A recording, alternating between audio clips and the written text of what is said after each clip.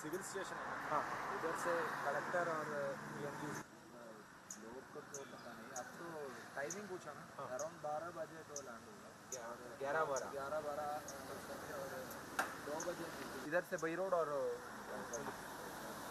पूरा बैरिकेड लगा है। हाँ पूरा ये सब रोड ब्लॉक हो, ये रोड सब ब्लॉक अभी तो काफ़ी है इधर एंड में सिक्योरिटी टाइमिंग होते समय उधर ब्लॉक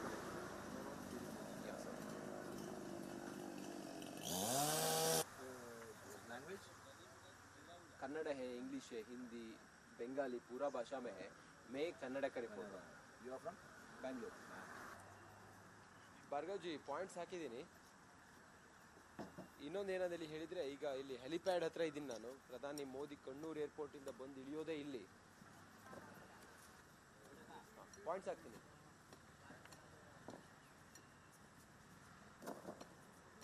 ಸಾಕು ಬನ್ನಿ, ವಿಜುವಲ್ ಕೊಡಿ, ಬುಲೆಟಿನ್ ಲೇಟ್ ಆಗುತ್ತೆ. MJSS higher secondary. National.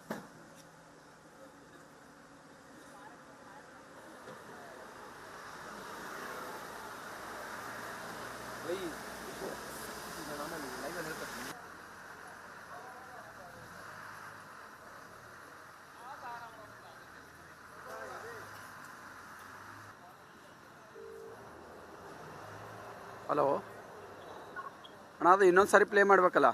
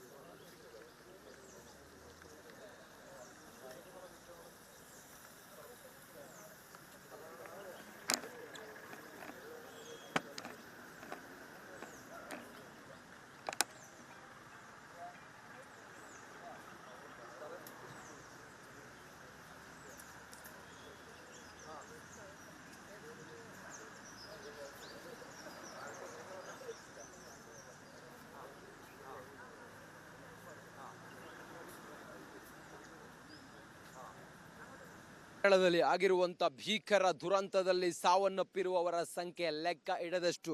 ಲೆಕ್ಕಕ್ಕೆ ಸಿಕ್ಕಿರೋ ಹಾಗೆ 450ಕ್ಕೂ ಹೆಚ್ಚು ಜನ. ಇದನ್ನ ರಾಷ್ಟ್ರೀಯ ವಿಪತ್ತು ಅಂಥೇಳಿ ಘೋಷಣೆ ಮಾಡಬೇಕು ಅನ್ನೋದು ವಾದ ಕೂಡ ಇದೆ, ಚರ್ಚೆ ಕೂಡ ಇದೆ. ಇದೆಲ್ಲದರ ನಡುವೆ ಪ್ರಧಾನಿ ನರೇಂದ್ರ ಮೋದಿ ಅವರು ಸುಮಾರು ದುರಂತ ಆಗಿ 12 ದಿನದ ನಂತರ ಕೇರಳದ ವಯನಾಡಿನ ಈ ಜಾಗಕ್ಕೆ ಬರ್ತಾ ಇದ್ದಾರೆ. ಇಲ್ಲಿ ಆಗಿರುವಂಥ ದುರಂತದ ಸ್ಥಳಗಳನ್ನು ವೈಮಾನಿಕ ಸಮೀಕ್ಷೆ ಮಾಡುವ ಮೂಲಕ ಇಲ್ಲಿನ ಪರಿಸ್ಥಿತಿಯನ್ನು ಅವಲೋಕನ ಮಾಡ್ತಾರೆ. ಪುನರ್ವಸತಿ ಕೇಂದ್ರಗಳಿಗೆ ಹೋಗುವ ಮೂಲಕ ಪ್ರಧಾನಿ ನರೇಂದ್ರ ಮೋದಿ ಅವರು ಪುನರ್ವಸತಿ ಕೇಂದ್ರದಲ್ಲಿ ಜನರು ಏನಿದ್ದಾರೆ ಅವರನ್ನು ಮಾತಾಡಿಸ್ತಾರೆ. ಅವ್ರ ಜೊತೆಲಿ ಏನು ಸಂವಾದವೂ ಕೂಡ ಇದೆ. ಇನ್ನು ತಾತ್ಕಾಲಿಕವಾಗಿ ನಿರ್ಮಿಸಿರುವಂಥ ಬ್ರಿಡ್ಜ್ ಆಗಿರ್ಬೋದು ಅಥವಾ ಸೇನೆ ಮಾಡಿದಂಥ ಕೆಲಸಗಳ ಬಗ್ಗೆ ಪ್ರಧಾನಿ ನರೇಂದ್ರ ಮೋದಿ ಅವರು ಪರಿವೀಕ್ಷಣೆಯನ್ನು ಮಾಡ್ತಾರೆ. ಚೂರನ್ಮಲ, ಮುಂಡಕೈ ಸೇರಿದಂತೆ ಆ ಭಾಗದಲ್ಲಿ ಪ್ರಧಾನಿ ನರೇಂದ್ರ ಮೋದಿ ಹೆಲಿಕಾಪ್ಟರ್ಗಳ ಮೂಲಕ ವೈಮಾನಿಕ ಸಮೀಕ್ಷೆ ಮಾಡ್ತಾರೆ. ಕಣ್ಣೂರು ಏರ್ಬೇಸ್ನಿಂದ ನೇರವಾಗಿ ಪ್ರಧಾನಿ ನರೇಂದ್ರ ಮೋದಿ ಬರೋದು ಇದು ಕಲ್ಪೆಟ್ಟಾದ ಈ ಜಾಗಕ್ಕೆ ಪ್ರಧಾನಿ ಮೋದಿ ಬರ್ತಾರೆ. ಮೋದಿ ಹೆಲಿಕಾಪ್ಟರ್ನಲ್ಲಿ ಇಲ್ಲಿಂದ ಇಳಿದು ಬೈ ರೋಡ್ ಅಥವಾ ಹೆಲಿಕಾಪ್ಟರ್ ಮೂಲಕ ಇಲ್ಲಿಂದ ಚೂರನ್ಮಲೈ ಮತ್ತು ಮುಂಡಕೈ ಅನ್ನೋ ಜಾಗಕ್ಕೆ ಹೋಗ್ತಾರೆ. ನಾವಿರುವಂಥ ಜಾಗ ಇದು ನಿರಾಶ್ರಿತರ ಕೇಂದ್ರ. ಒಂದು ಕಡೆಯಲ್ಲಿ ಇಲ್ಲಿ ಹೆಲಿಪ್ಯಾಡ್ ನಿರ್ಮಾಣ ಮಾಡಿದ್ದಾರೆ, ಆ ಕಡೆಯಲ್ಲಿರೋದು ನಿರಾಶ್ರಿತರ ಕೇಂದ್ರ. ಈ ಪ್ರವಾಹದಲ್ಲಿ ಅಥವಾ ಗುಡ್ಡ ಕುಸಿದಂಥ ಸಮಯದಲ್ಲಿ ಯಾರ್ಯಾರು ಸಂತ್ರಸ್ತರಿದ್ದಾರೆ ಅವರನ್ನು ಈ ಸ್ಕೂಲ್ನಲ್ಲಿ, ಖಾಸಗಿ ಸ್ಕೂಲ್ನಲ್ಲಿ ಅವರಿಗೆ ಆಶ್ರಯವನ್ನು ನೀಡಲಾಗಿದೆ, ಅವರಿಗೆ ಎಲ್ಲ ವ್ಯವಸ್ಥೆಯನ್ನು ಮಾಡಲಾಗಿದೆ. ಇಲ್ಲಿಂದ ಪ್ರಧಾನಿ ನರೇಂದ್ರ ಮೋದಿ ಅವರು ಚೂರನ್ಮಲೆಗೆ ಹೋಗ್ತಾರೆ. ಇಲ್ಲಿ ಯಾವುದೇ ರೀತಿ ಸಂವಾದ ಇರೋದಿಲ್ಲ. ಇಲ್ಲಿ ಪ್ರಧಾನಿ ಮೋದಿ ಬಂದಿಳಿತಾರೆ, ಅದಾದ ನಂತರ ಹೆಲಿಕಾಪ್ಟರ್ ಮೂಲಕ ಇಲ್ಲಿಂದ ಹೋಗ್ತಾರೆ. ರಸ್ತೆಯ ಉದ್ದಕ್ಕೂ ಕೂಡ ಇಲ್ಲಿ ಬ್ಯಾರಿಕೇಡ್ಗಳನ್ನು ಹಾಕಿ ಪ್ರಧಾನಿ ನರೇಂದ್ರ ಮೋದಿ ಅವರು ಬರುವ ಸಮಯದಲ್ಲಿ ಎಲ್ಲ ರೋಡ್ಗಳನ್ನು ಬ್ಲಾಕ್ ಮಾಡುವಂಥ ಸಾಧ್ಯತೆ ಇದೆ. ಬಂದೋಬಸ್ತ್ಗಾಗಿ ಕೇರಳ ಸರ್ಕಾರ ಎಲ್ಲ ವ್ಯವಸ್ಥೆಯನ್ನು ಮಾಡಿಕೊಂಡಿದೆ. ನೋಡ್ಬೋದು ನೀವು, ಬಂದೋಬಸ್ತ್ಗಾಗಿ ಪೊಲೀಸ್ ವಾಹನಗಳು ಬಂದು ನಿಂತಿದ್ದಾವೆ. ಅದನ್ನ ಗಮನಿಸ್ತಾ ಇದ್ದೀರಿ. ಮತ್ತೊಂದು ಕಡೆಯಲ್ಲಿ ನಿರಾಶ್ರಿತರ ಕೇಂದ್ರದಲ್ಲಿ ಅಲ್ಲಿ ಹೋಗೋರನ್ನ ಬರೋರನ್ನ ಎಲ್ಲರನ್ನು ಕೂಡ ಅಲ್ಲಿ ರಿಜಿಸ್ಟರ್ ಮಾಡಿ ಅಥವಾ ಅಲ್ಲಿ ಬರೆದು ಕಳಿಸ್ತಾ ಇದ್ದಾರೆ. ಮತ್ತೊಂದು ಕಡೆಯಲ್ಲಿ ಸರ್ಪಗಾವಲಿದೆ, ಪೊಲೀಸ್ ಬಂದೋಬಸ್ತ್ ಸರ್ಪಗಾವಲಿದೆ. ನಿರಾಶ್ರಿತರ ಕೇಂದ್ರ ಇದು. ಪ್ರಧಾನಿ ನರೇಂದ್ರ ಮೋದಿ ಅವರು ಬಂದು ಇಲ್ಲಿ ಪರಿವೀಕ್ಷಣೆಯನ್ನ ಮಾಡಿ ಆ ಮೂಲಕ ಇಲ್ಲಿಂದ ಒಂದೊಂದು ಸ್ಥಳಗಳಿಗೆ ಹೋಗ್ತಾರೆ.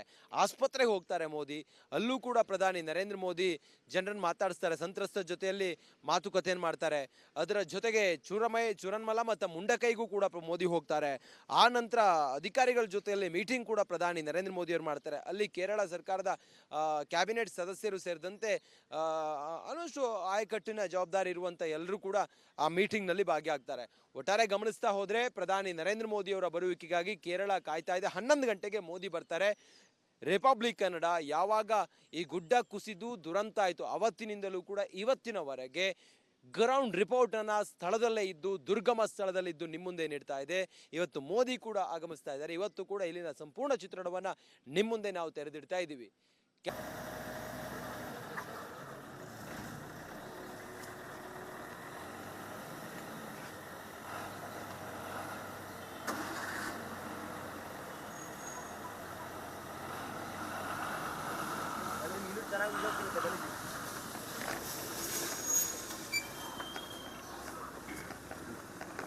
Okay right Rajesh.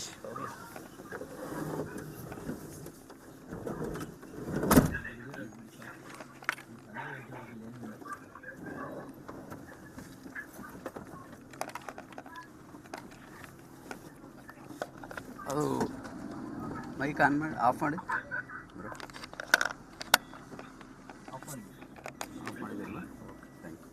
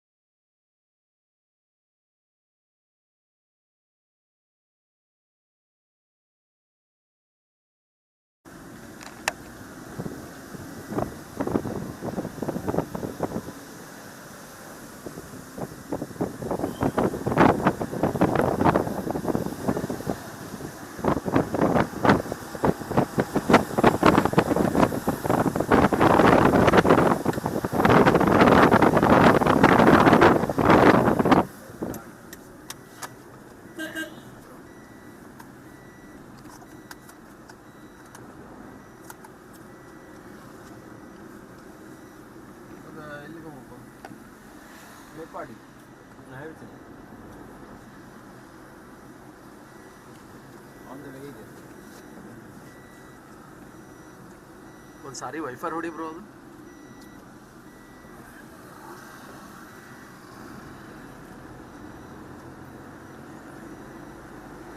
ಅದು ಬ್ಯಾರಿಕೇಡ್ ಅಲ್ಲಿವರೆಗೂ ಹಾಕಿದ್ದಾರೆ ಸರ್. ಹಾಂ ಅದೇ ತೊಗೊಂಡಿದ್ದೀನಿ.